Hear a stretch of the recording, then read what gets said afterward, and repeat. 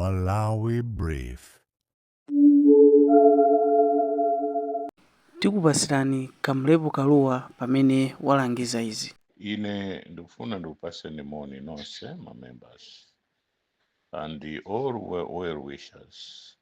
Some few days ago, I spoke about the end of a drought. Could Panopo celebrate?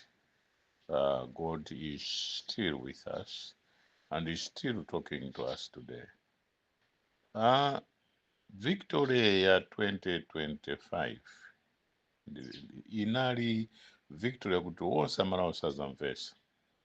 I will come up with a small analysis kuti mumvese kuti angelo ndamene anamvotera Professor Arthur Peter Mutharika from a directive from our Heavenly Father and through the blood of Jesus Christ. To begin with, Chitipa. Kuchitipa kunalibe any member of parliament for DPP. DPP never had any member of parliament with Chitipa. None. But people voted for Professor Arthur Peter Mutharika. Then Karonga. Karonga, there's no one, even one person, a member of DPP, work parliament. Kuma people of Karonga voted for DPP. Kurumpi, where I come from, only one member of parliament, and it is obvious that that one had no a hater or somebody that would actually sort of do something sinister on Abujape Mhango, the only member of parliament for DPP in Rumpi district. Then to Peter Mzimba. Mzimba had only one member of parliament from Mzimba for DPP, out of maybe 14 or 15 members of parliament from that particular district. One, Mrs. Mzomera Ngwira. In Mzuzu, none out of 4, none was a member of DPP. Katabe, only one. The other one is a veteran, like Vua Kaunda, but the one that is Nkwazi, I'm talking about. So I would say in Katabe, this as the whole is only 2. Now, Rikoma, none. And in Kasungu, none. In Nkhotakota, Palibe. In Chisi, Palibe. In Doa, Palibe. In Mchinji, no member of parliament for DPP. In Salima, 1. In Lilongwe, only 1. The other one came later on after the confirmation kutasiana na mavota 3. Then the court came up and said, Honorable Gangata winner. It was neck and neck with it. So I would say 1 or maybe and the 2, which is a bonus. In days are nothing. In show about the 2 or 3, 2 members of parliament for DPP. Now, you ask, all these people, despite the members of parliament for DPP, and to anavota bunch, pamene pabwera ukulu wa Yehova, mulungu wa makamu, musiene mulungu akale mulungu. None will compare with him. There's none other than him or beside him. God Almighty, the greatest. And he is the greatest, the first and the last. Kutuma angelo kuvota koseko aliyese paka pano adabwa. Ndiposo mudabwa. In Eastern region, I would say is where DPP reigned. And in Blantyre, DPP did not, the member of parliament I'm talking about. Then in Nsanje 1, in Chikwawa, I think in Chikwawa 1, or if not nothing in Chikwawa. Then in Tioro, maybe 4 or 5, but the rest be some of independent and the like. So 2 with Mulanje. Mulanje about 3, if not 4. Parombe maybe 2. Or Zomba, yes, Zomba did very well. So now, Machinga did, Eastern region I would say did very well. Akuti inendi nene pano. Angelo a Yehova. Anthu ambiri m'malawi chifukwa MCP inakonzeka ukopya kuti iphe dziko lino. Malawi muno mukhale one party state. The only anointed person that God had anointed to rescue the people of Malawi, to say a Malawi simuvutikanso and never ever again shall you go back to one party, rule in this country. The anointed Professor Arthur Peter Mutharika, to rescue us from that madness, to rescue us from that dark chapter of our history, to rescue us from a possible total destruction of this country. We shall suffer no more. We shall cry no more. And Professor Arthur Peter Mutharika, God had anointed. And it is that anointing that is saw angels voting in Chitipa, in Karonga, in Rumpi, in Katabe, in Mzimba, Atilikoma Island, in Kota, Kasungu, in Dowa, in Chishi, in Kota, in Salima, in Muchinchi, in Lilongwe, Dedza, Aguraguru, and the rest is history. So what I'm trying to tell you here is, we shall cry no more. We shall cry no more.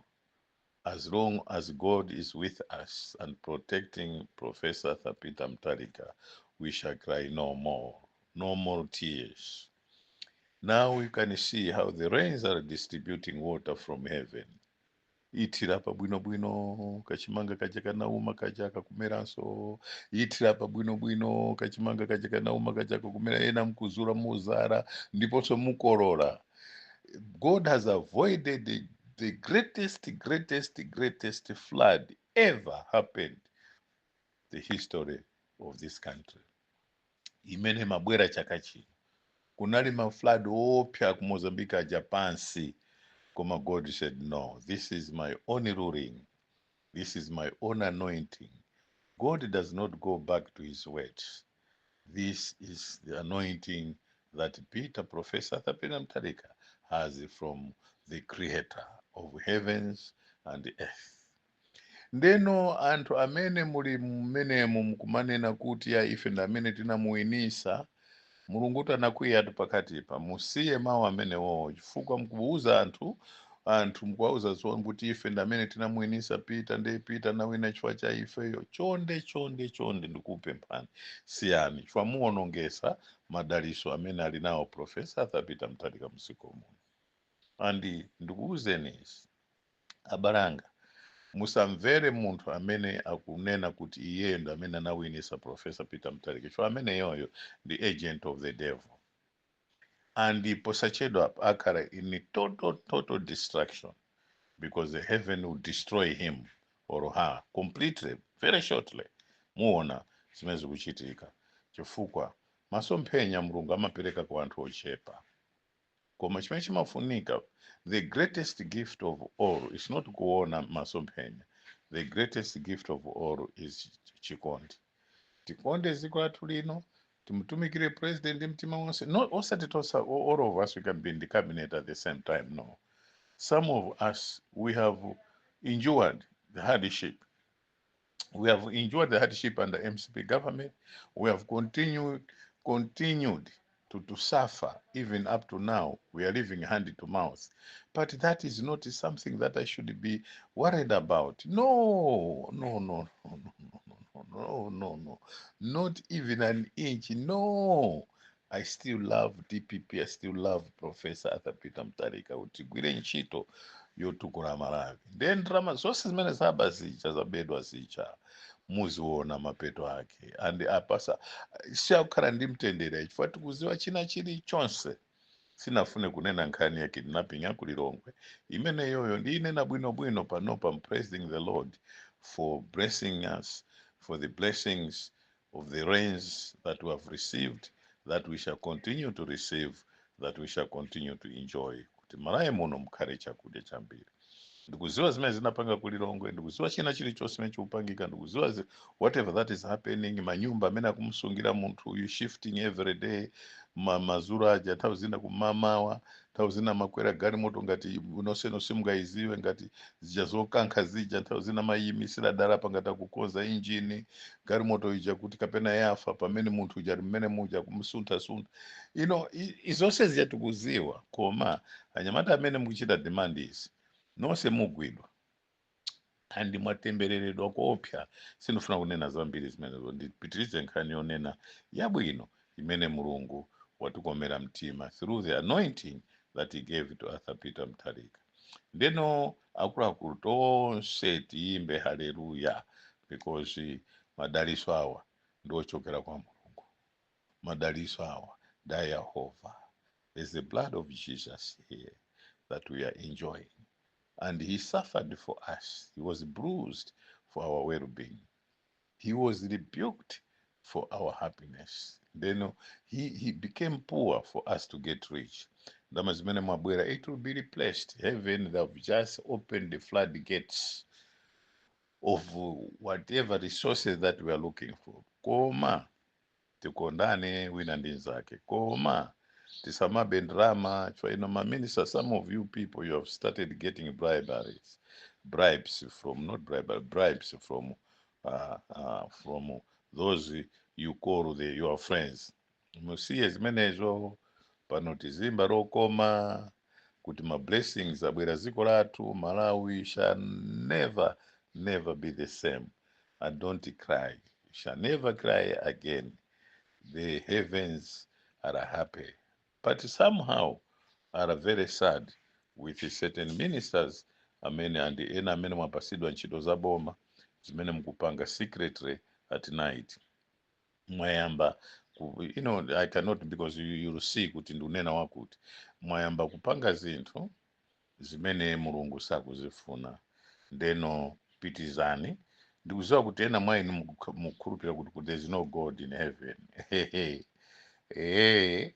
Mukuchita pretending ngati mukupemphera koma simukupemphera, because you believe that there's no God in heaven.